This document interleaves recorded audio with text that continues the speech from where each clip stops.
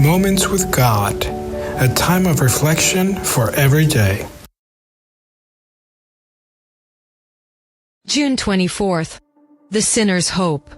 But now the righteousness of God without the law is manifested, being witnessed by the law and the prophets, even the righteousness of God which is by faith of Jesus Christ unto all and upon all them that believe, for there is no difference. Romans 3:21 and 22.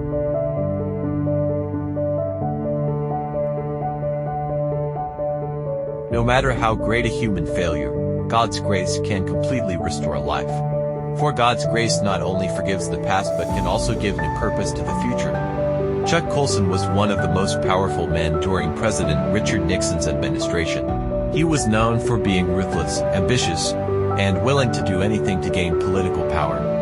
A corruption scandal that broke in 1972, which included the president's resignation, landed Chuck Colson in prison.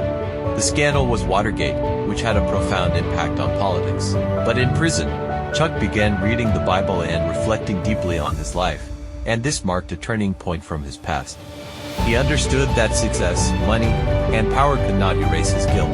There he understood the need for God's forgiveness and surrendered his life to Christ.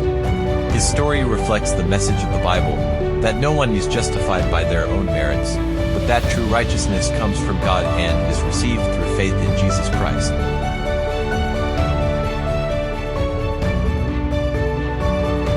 God's grace can transform even the person who seems furthest from Him.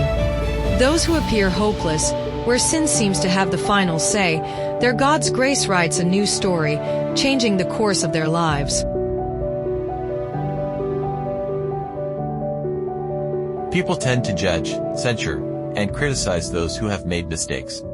Not only religious people, but society itself always points the finger at the fallen, at those who have failed in their decisions, at those who have been overcome by their weaknesses.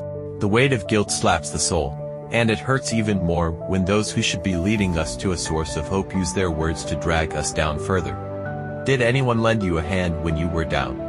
Or were you one of those who lent a hand to the one who failed? Or did you criticize him because you haven't made those mistakes?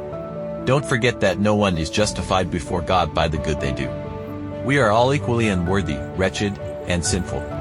And it is to all of us that God gives His grace when we receive it by faith.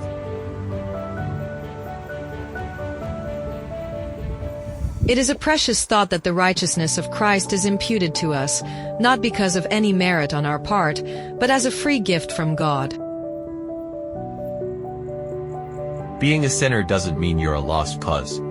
It's not the end if you failed so many times, even after having known faith. Hope remains in Jesus, and His grace is given to you if you accept it by faith. Amen.